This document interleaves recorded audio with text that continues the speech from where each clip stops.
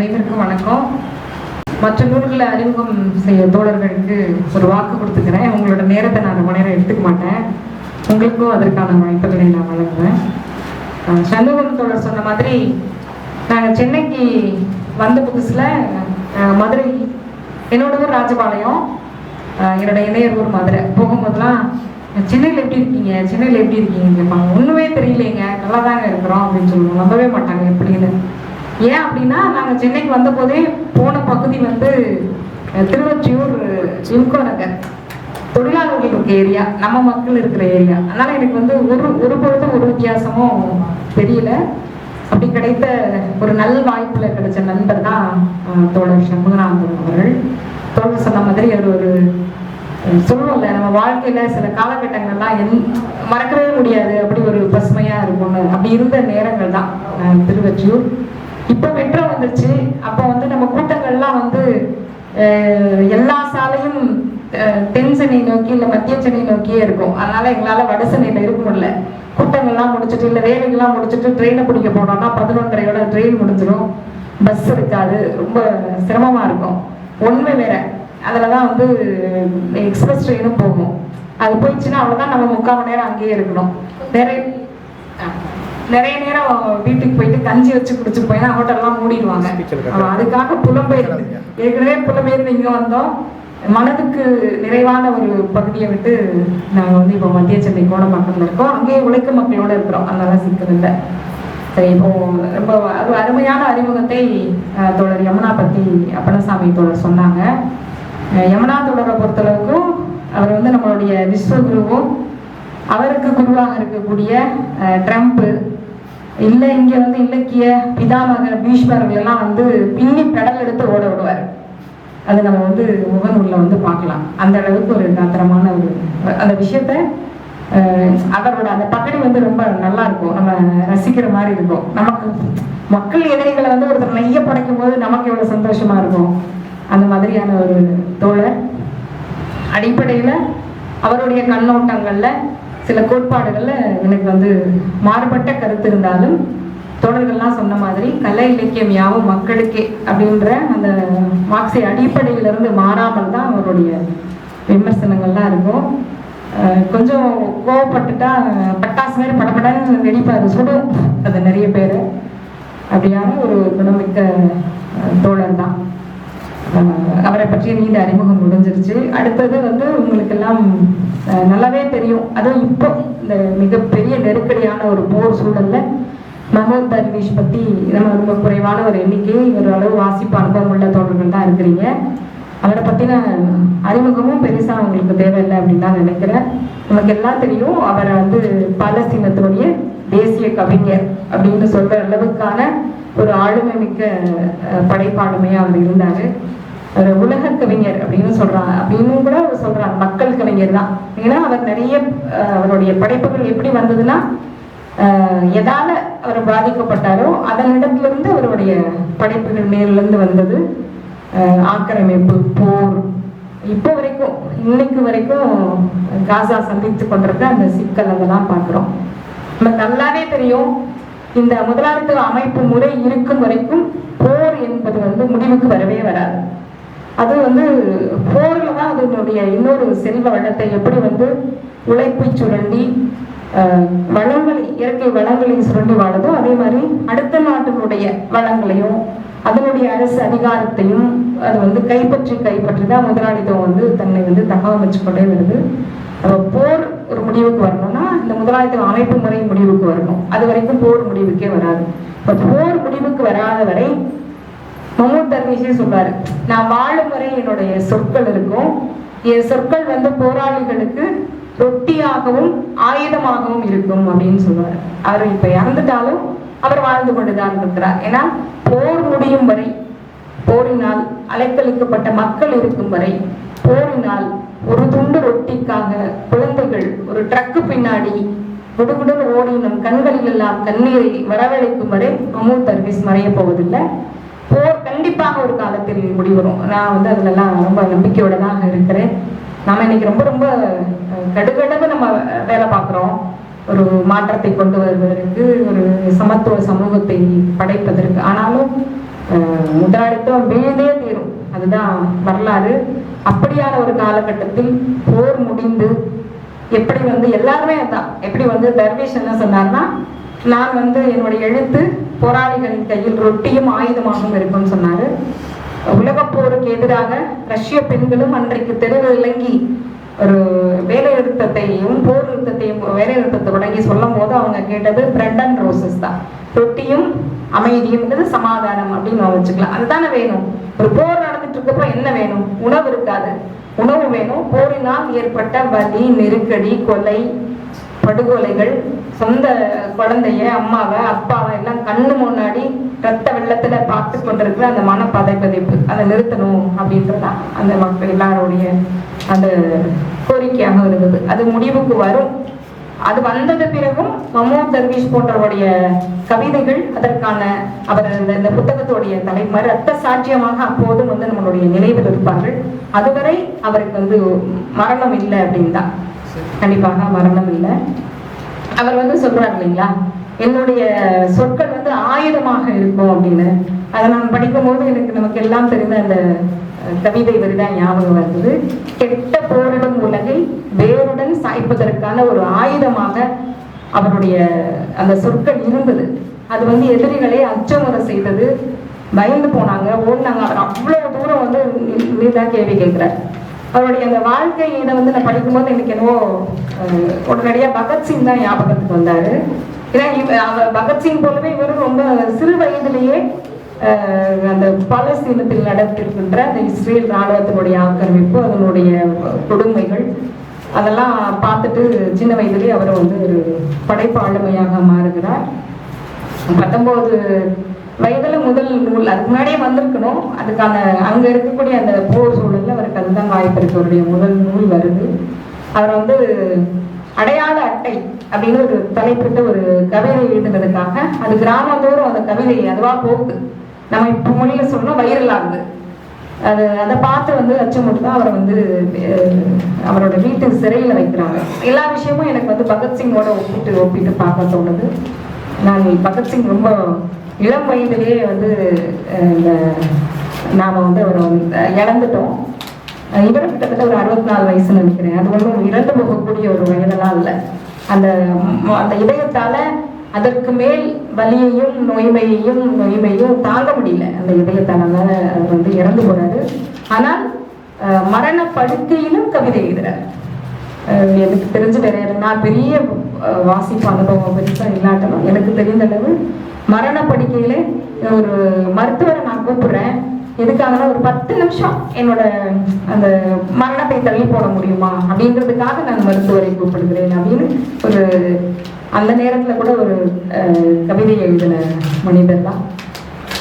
இந்த புலம்பெயர்ந்து அலைவர்களுடைய அந்த வலியை முழுக்க அவர் சமக்கிறார். ஏன்னா நமக்கு தான் தெரியும்ல, யாரெல்லாம் சாதாரணமா நம்ம சொல்றோம்ல, வாழ்முனையை விட பேனாமுனை தான் இருந்தது. அவங்களுடைய அத்தனை குண்டுகளுக்கும் ஏவுகணைகளோட பாய்ச்சலாக அத்தனை தூரத்துக்கு அவர் எல்லாத்தையும் பிடுங்கிட்டு இஸ்ரேல் அவர்கிட்ட இருந்து எல்லாத்தையும் அவர்கிட்ட இருந்து எடுத்தாலும் அவரிடம் கைவசம் இருந்தது மொழி. அந்த மொழியை கொடுத்து நமக்கு அவர் அந்த கவிதையா தந்தாரு, படைப்புகளாக கட்டுரைகளாக தந்தார். உலக மன்றத்தின் முன்வைத்தார். என்னெல்லாம் நடக்குது பாலஸ்தீனத்துல, எப்படியெல்லாம் என் குழந்தைகள் இருக்கிறார்கள், எப்படியெல்லாம் என் அன்னைகளுடைய துயரங்கள் இருக்கின்றது அப்படின்னு அது அந்த கவிதைகளை நம்ம படிக்கும்போது அவர் அதுக்கான எடுத்துக்கொள்ற அந்த படிமங்கள், உருவகங்கள் அதெல்லாம் ரொம்ப நமக்கு ஒரு வலியை கடத்துறதா ஒன்னாதான் இருக்குது. எனக்கு சொந்த ஊர் ராஜபாளையம் சொன்னேன் இல்லைங்களா. உண்மையிலே பார்த்தீங்கன்னா சென்னை தான் நம்ம தமிழ்நாட்டில் எந்த நகரத்தை எடுத்துக்கொண்டாலும் சென்னை மாதிரி பெண்களுக்கு ஒரு சுதந்திரத்தை கொடுக்குற ஒப்பீட்டு அளவில் பார்த்தோம்னா சென்னை தான் சுதந்திரமான நகரம். இப்போ எங்கள் ஊர்லலாம் பார்த்தீங்கன்னா பழனி பாரதி அவங்க எழுந்த கவிதைன்னு நினைக்கிறது, அம்பேத்கர் கொட்டா போடுவாங்க, சாதிதான் சமூகம் என்றால் வீசும் காற்றில் விஷம் பரவட்டும் அப்படின்னு. எங்கள் ஊர் காற்றுல சாதி அப்படியே கலந்து பரவிக்கிட்டு தான் இருக்கும். எல்லா ஊர் மாதிரியும் எங்கள் ஊர் தெருக்களும் சாதியத்தால் நிறைஞ்சுதான் கிடக்கும். அப்போ பெண்களுடைய விஷயம் எப்படி இருக்குன்னு உங்களுக்கு தெரியும். ஆனாலும் இந்த சென்னை தான் எனக்கு பல வெளிகளை தந்தது, பல தோழமைகளை தந்தது. என்ன இருந்தாலும் அதை நான் ஊர்னா அப்படி ஒரு தனி பற்று எனக்கு வரும். அவ்வளோ ஒரு குறுகிய, ஏன்னா அங்கே தான் என்னுடைய சிறு வயதில் என்னுடைய நண்பர்கள் இருந்தாங்க, நான் விளையாடின இடம் இருந்தது. 6 மணிக்குள்ள வீட்டுக்குள்ள வந்துடணும். இப்போ வந்து ஒரு நாங்கள் சொன்ன மாதிரி 2 மணி வரைக்கும் சென்னையில் பேசிட்டு வீடு போனாலும் 6 மணிக்குள்ள வீட்டுக்குள்ள போனாலும் அந்த இடம், அந்த ஊர் என்பது இன்னைக்குமே எனக்கு அது ஒரு மனசில் ஒரு கிளர்ச்சி உண்டு பண்ணுகிற ஒன்றா தான் இருக்கு. அதாவது இத்தனை வசதிகளோட இன்னொரு ஒரு பெரிய நகரம் எனக்கு கிடைச்சா கூட என் ஊர் வந்து எனக்கு இன்னும் என் நினைவுகள் இருக்குன்னா, அந்த இடத்துல இருக்கவே முடியாத அந்த பெரும் துயரத்தை புலம்பெயர்ந்தாலையும் அந்த மஹமூத் தர்வீஷோட கவிதையை படிக்கும் பொழுது எனக்கு அவ்வளவு வலியாயிடுச்சு. அது என்னால் ஒப்பிட்டே பார்க்க முடியல. அந்த அளவுக்கான அதை நாம் வந்து உணரணும். இப்போ இதில் என்ன நம்ம முக்கியமாக பேசணும் அப்படின்னு நான் நினைக்கிறேன்னா, இதை வந்து நம்ம ஒரு இயக்கமாக எடுத்துட்டு போக வேண்டிய ஒரு அவசியமும் தேவை இருக்கு. எல்லா மனிதர்களும் போருக்கு எதிரானவர்கள் தான். இந்த 1% விட்டுருங்க, 3%, சரி 3%ல கூட கொஞ்சம் கொஞ்சம் சரியானவங்க, நல்லவங்க, போரை எதிர்க்கிறவங்க, ஒரு உயிரிழப்பை தாங்க முடியாதவர்கள் இருப்பாங்க தானே. அந்த 3%ல மனிதர்களும் இருக்கக்கூடும் என்ற நம்பிக்கை எனக்கு இருக்கிறது. அதனால 1% வச்சுக்கோ. அந்த 1%த்தை விட்டுட்டு 99% உலகமெங்கும் இருக்கவர்கள் போருக்கு எதிரானவர்கள் தான். அவங்களால வந்து எந்த ஒரு குழந்தையோட உயிரிழப்பை, ஒரு முதியோருடைய உயிரிழப்பை எதையுமே வந்து தாங்க முடியாத மனம் கொண்டவர்கள் தான் மனிதர்கள். ஆனா எந்த இடத்துல அது வெறும் உச்சி கொட்டுறதோட நின்று போயிடுது, இல்ல பார்த்தோடனே ஐயோ அப்படின்னு ஒரு சின்ன பதற்றத்தோட நின்று போகுது, ஏன் அடுத்த அடி அதை வச்சு நகராம இருக்குது அப்படின்னா, நாம் அதை வந்து இந்த போருக்கு எதிரான ஒரு இயக்கத்தை நாம் எடுக்க வேண்டும். அந்த இயக்கத்துல மஹமூத் தர்வீஷ் போன்ற அந்த வலி நிறைந்த ஒரு போர் என்னெல்லாம் ஒரு நாட்டை எப்படியெல்லாம் சின்னாபின்னப்படுத்தும் அப்படின்றத நம்ம இயக்கமா வந்து நம்ம வந்து கொண்டு செல்லணும். அதை வந்து ஒரு படைப்பாளரோ ஒரு பதிப்பகமோ செய்ய முடியாது. அவங்களுடைய வேலையை சரியாக செய்து முடிச்சுன்னா அந்த வேலை வந்து அது நம்ம கையில தான் இருக்கு. அதை வந்து பண்பாட்டு இயக்கங்கள் தான் செய்யணும். அது மக்கள்கிட்ட அந்த விஷயத்தை கொண்டு மட்டும் போய் சேர்க்காது. அது பண்பாட்டு இயக்கத்துக்கான ஊழியர்களையும் கொண்டு வரும். அதற்கான மிக முக்கியமான உதாரணம் தான் அறிவொளி இயக்கம். அறிவொளி இயக்கத்தின் மூலமாக இன்றைக்கு வந்து மார்க்சிஸ்ட் கட்சிக்கு முழுநேர ஊழியர்களாக, அரசியல் ஆளுமைகளாக, ஆற்றல்களாக வந்தவர்களை நம்ம வந்து நிறைய பேரை வந்து சொல்ல முடியும். போராட்ட களம் மட்டும் இல்லை, இந்திய எதிர்ப்பு போராட்ட களம் வந்து எப்படி வந்து நிறைய வந்து அரசியல் ஆளுமைகளை உருவாச்சோ, அதே மாதிரி வந்தா அறிவியல் இயக்கமும் பல்வேறு ஆளுமைகளை வந்து நமக்கு அமைப்புக்கு வந்திருக்கு. அது போன்ற ஒரு இயக்கத்தை நாம் கொண்டு செல்வதன் மூலமாகத்தான் நாம வந்து ஒரு போருக்கு எதிரான ஒரு இயக்கம் கட்டுதல் என்பது வந்து அதனுடைய நீட்சியாக எங்க போகும்னு சொல்லி பார்த்தீங்கன்னா, முதலாளித்துவத்துக்கு எதிரான ஒரு இயக்கமாக கட்டாயமாக வந்து அது வந்து மாறும். ஏன்னா நம்ம முன்னாடியே பார்த்த மாதிரி முதலாளித்துவம் இருக்கும் வரை ஊழல் அழியாது. ஏன்னா மார்க்ஸ் சொல்வாரு, ஊழல் வந்து முதலாளித்துவனுடைய செல்ல பிள்ளை. அது மாதிரிதான் முதலாளித்துவனுடைய ஒரு ரத்தமும் சதையுமாக நம்மளுடைய ரத்தத்தையும் சதையும் உறிஞ்சி குடிக்கும் அந்த போர் என்பதும் மறையாது. இயக்கமாக கொண்டு செல்லும் பொழுது மட்டும்தான் இது. இல்லைன்னா நாம வந்து இந்த புத்தகங்களை நாம் படிப்பது அதன் மூலமாக இன்னும் கொஞ்சம் கண்டிப்பா நமக்கு அது ஒரு கூடுதலான இந்த வேலையை நம்ம கூடுதலா செய்யணும். குறைஞ்சபட்சம் ஒரு 4 வார்த்தை எழுதி வந்து முகநூல்லையாவது பதிவு பண்ணணும், இல்லை உடனே இருப்பவர்கிட்டையாவது அது பேசணும் அப்படின்ற ஒரு உணர்வை இந்த கவிதை தரும். அதை நாம வந்து வெகு மக்கள்கிட்ட எடுத்துட்டு போகும்போது அவங்களுக்கு பெரிய உணர்வை நம்ம வந்து தரும். உண்மையிலே நாம வந்து சின்ன சின்ன விஷயங்களாக நாங்கள் பெண்கள் எதிரான வன்முறை நடக்கும் பொழுது, அதுக்கு எதிரான இயக்கங்கள் நடத்தும் பொழுது மக்கள்கிட்ட தான் நம்ம போய் கையேந்தி நிற்கிறோம். அவங்ககிட்ட 4 வார்த்தை நம்ம பேசணும்னா, அது நீங்க பேசாம அந்த துண்டறிக்கையை கொடுத்து கேட்டீங்கன்னா, சரி பெண்கள்லாம் வந்திருக்காங்க இந்த விஷயத்த பேசுறாங்க அப்படின்னு 10 ரூபாயோ 20 ரூபாயோ அவங்களுடைய ஆணாக இருந்தாலும் பெண்ணாக இருந்தாலும் சிறு வியாபாரிகள் முதல் கொஞ்சம் ஓரளவு நடுத்தர கடை வரை வரும். ஆனா நீங்க விஷயங்களை பேசி அவங்களுடைய வாழ்க்கையில அது ஒரு முக்கிய அங்கம் தானே.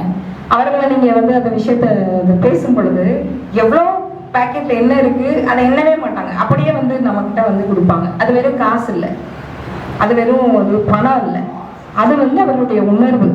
அந்த உணர்வை எடுத்துட்டு போகிற வேலை இயக்கங்களுக்கு இருக்கு.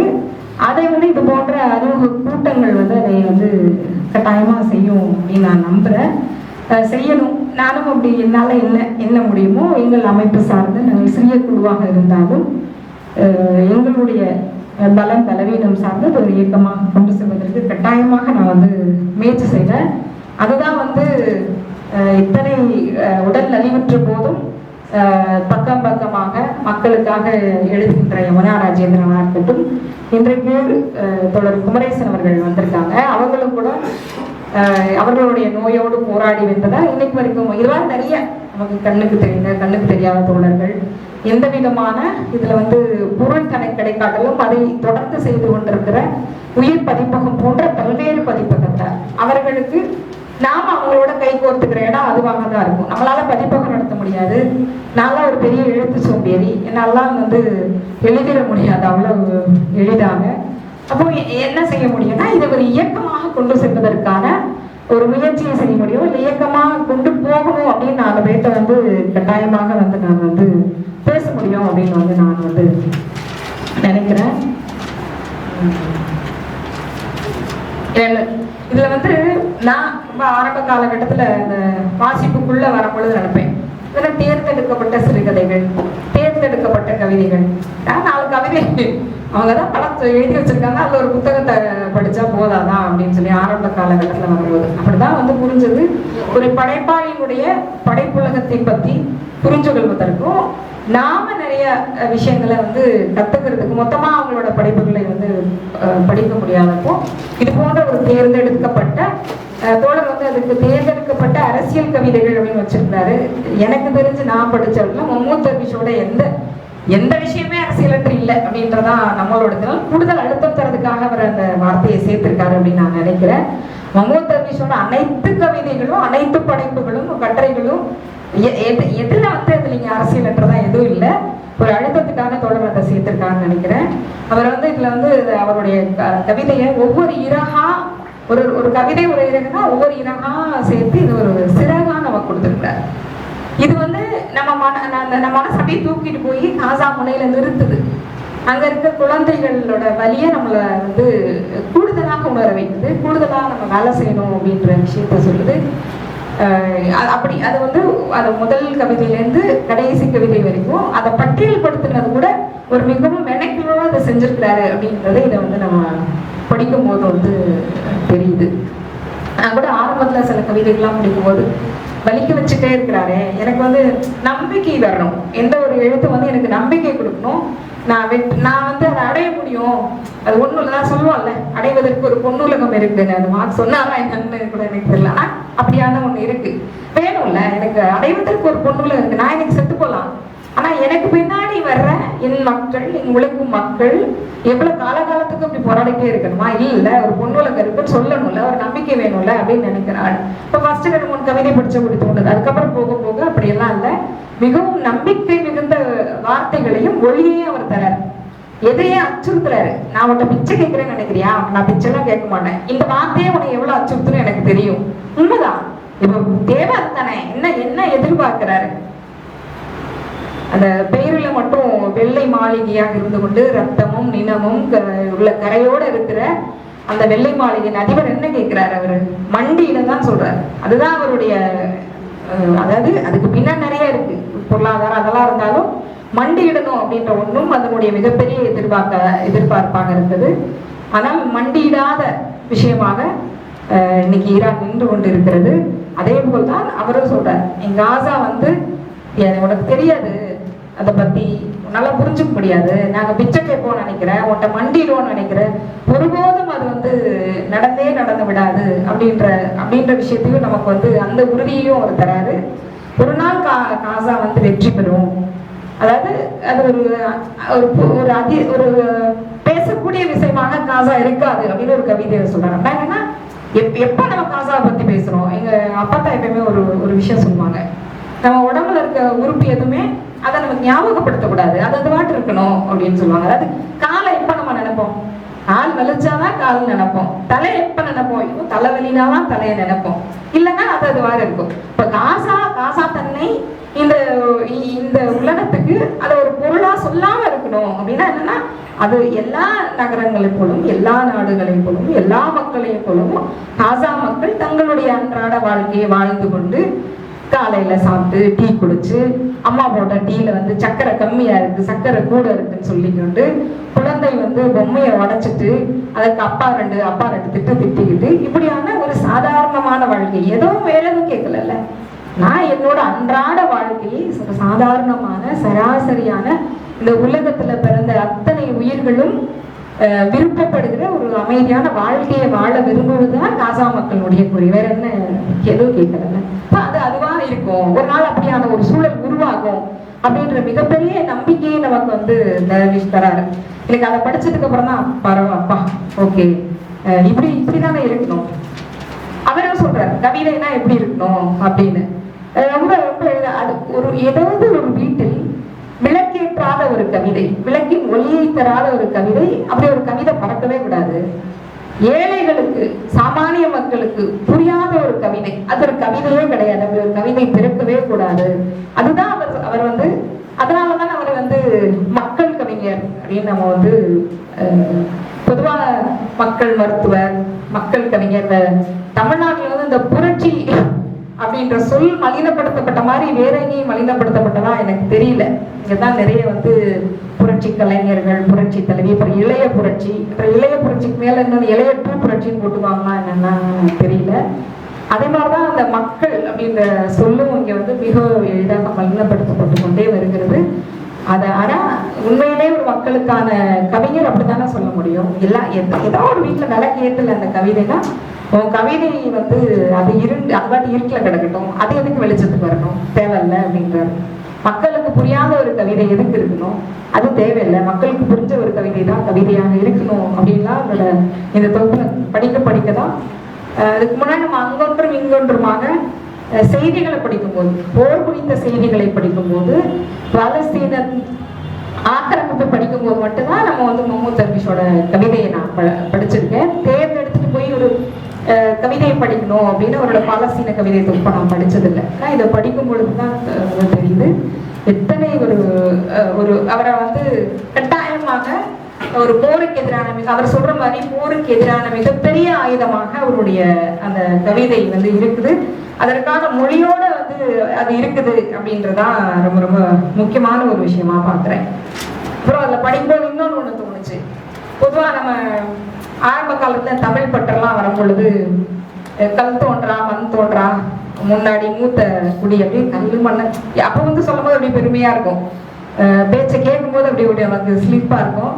கொஞ்சமா யோசிச்சு பார்க்கும்போது என்னடா லாஜிக்கே இல்லாம இருக்குது, அறிவியல இல்லாம இருக்குது அப்படின்னு கொஞ்சம் யோசிக்கும் போது தோணும். அதனால அது தேவைதான் அப்படின்றத நான் எப்போ உறுதிப்படுத்திட்டேன் அப்படின்னா, இதுல அவர் சொல்றாரு இங்க இருக்கிற ஓக்கு மரங்கள்லாம் தோன்றதுக்கு முன்னாடி நாங்க வந்துட்டோம், இங்க இருக்க பிளாப்பர் மரங்கள்லாம் வர்றதுக்கு முன்னாடி எங்களுக்கு வந்து இங்க வந்து இருக்குது. அது எதனால அப்படி ஒண்ணு சொல்ல தோணுது அப்படின்னு எனக்கு வந்து திரும்பி உறுதிப்படுத்துச்சுன்னா, ஒரு மிகப்பெரிய ஆக்கிரமிப்பு என் மேல் செலுத்தப்படுகிறது. நீ எல்லாம் ஒண்ணும் இல்லை அப்படின்னு வந்து சொல்றாங்க, உனக்கு அறிவு இல்லை, இந்த சமூகத்துக்கு அறிவு இல்லைன்றாங்க, ஏன்னா வாழ தகுதியற்றதுன்றாங்க. அப்படின்னு சொல்லும் பொழுது அதை வந்து நம்ம வந்து ஒரு மீட்டுறுதி செய்வதற்காக, நம்மை நாமே பலப்படுத்திக் கொள்வதற்காக அந்த வார்த்தைகள் வந்து கட்டாயமா தேவைப்படுது. அந்த இடத்துலதான் வந்து கல் தோன்றா மண் தோன்றா முன் தோன்றிய மூத்த குடி தமிழ் குடி அப்படின்றது வந்து அது அறிவியலுக்கு அப்பால் புறம்பானதாக இருக்கலாம், எந்த லாஜிக் அற்றதாக இருக்கலாம். ஆனால் அந்த வார்த்தைகள் நமக்குள்ள ஒரு உத்வேகத்தை தருது, எதிரிக்கு எதிராக சண்டை போடுகின்ற ஒரு தீரத்தை அது தருது. அது நான் இந்த கவிதை அது வரைக்கும் எனக்கு பொதுவா ஆரம்ப காலகட்டத்தில் ரொம்ப அதை சிலாகிச்சுட்டு இருந்தேன். இடையில வந்து பேசும் பொழுது இந்த இவங்கெல்லாம் அப்படிதான், இந்த தமிழ் தேசியவாதிகள்லாம் பாருங்க அறிவியலே இல்லாம இதெல்லாம் சொல்லிட்டு இருக்காங்க, ஆமா இல்ல அப்படிலாம் இருக்கு, அப்படிலாம் தான் இருக்கு அப்படின்னு ஒரு குழப்பமாக இருந்த ஒன்றை வந்து எனக்கு முகமது தர்விஷ் போக்கிட்டாரு அப்படின்னு தான் சொல்லுவேன். இனிமே அதை நான் வந்து சொல்லிக்கலாம் அப்படின்னு நான் வந்து நினைக்கிறேன். கல் தோன்றி முன் தோன்றா மூத்த குடிதான் தமிழ் குடி அப்படின்றத கூட. ஆனா அதை எதற்காக சொல்கிறோம், அது குடிப்பெருமையை தாங்கி கொண்டு மற்றவர்கள்லாம் இந்த தமிழ்நாட்டினுடைய அந்நிய மக்களாக ஆக்குறதுக்காக சொல்றோமா, இல்லை நம்மீது ஆதிக்கம் செலுத்துகிற அந்த ஆக்கிரமிப்பை, அந்த ஏகாதிபத்தியத்தை, டெல்லியை எதிர்ப்பதற்காக அதை சொல்கிறோமா என்பதுலதான் வந்து வேறுபாடு இருக்கிறது. அப்படி எல்லா சொல்லும் தானே இல்லை, ஒரு சொல்லும் யாரு அதை எப்படி பயன்படுத்துகிறோம், அது அறிவியல் கண்டுபிடிப்பாக இருக்கலாம், மொழியாக இருக்கலாம், இதை போன்ற ஒரு அதிப்புனைவாக ஒன்றாக கூட இருக்கலாம். அதை நம்ம எப்படி கையாளுகிறோம் என்ற இடத்துல தான் இருக்கு அப்படின்றத நான் வந்து இதுல வந்து தெரிஞ்சுக்கிட்டேன். ஒரு கவிதையாக படிக்காம போனா இதை அறிமுகப்படுத்துறதுக்கான அந்த சம்பிரதாயம் இல்லாம போயிடும் அப்படின்னு நான் நினைக்கிறேன். ஒரு 2 நிமிஷம் எடுத்துக்கலாமா?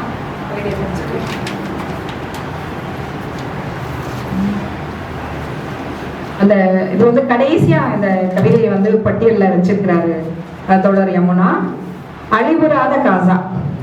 காசா எமது நன்றியை அதற்கு அறிவிப்பதன் பொருட்டு தினசரி கிளர்ச்சிகளில் ஈடுபடுவதில்லை. காசா ஒவ்வொரு நாளும் மரணத்தின் மீது பரவி கவிதைகளில் அவளை புகழ்ந்து பேசுவதில்லை. காசாவுக்கு எங்கள் வாழ்த்துக்களை படிக்க நேரமில்லை. இன்றைய எமது பதிவு காசாவை அடையவில்லை. அது முற்றுகையிடப்பட்டுள்ளது. தனது நம்பிக்கையால் அது சூழப்பட்டுள்ளது. எதிரிகளாலும் சூழப்பட்டுள்ளது. அனைத்தையும் மீறி இன்றும் ஒவ்வொரு நாளும் காசாவுக்காக நாம் பிரார்த்திப்போம். எமது பிரார்த்தனைகள் எல்லாம் சொல்லப்பட்டு முடிந்ததும் காசா ஒரு அரிய ஒப்பிட முடியாத பெயராக ஆகும். சிலர் நினைப்பது போல் காசா சில பாவங்களுக்கு பரிகாரம் அல்ல. இது எதிர்காலத்தில் பின்பற்றப்பட வேண்டிய ஒரு மாதிரி. இது ஒரு விருப்பத்தின் பிரகடனம். காசா என்ற பெயர் அரிதாக இல்லாத ஒரு நாள் நிச்சயமாக வரும்.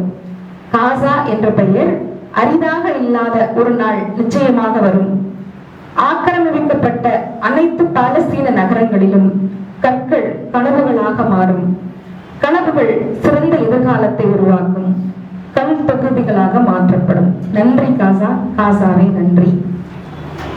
இதுல வந்து ஒரு இடத்துல வந்து நீ ஆயுதம் வச்சிருக்க என்கிட்ட, நாங்க வந்து மழையில நனைஞ்சிட்டு இருக்கோம், நீ வந்து போர் செஞ்சுட்டு இருக்க அப்படின்னு வரும்.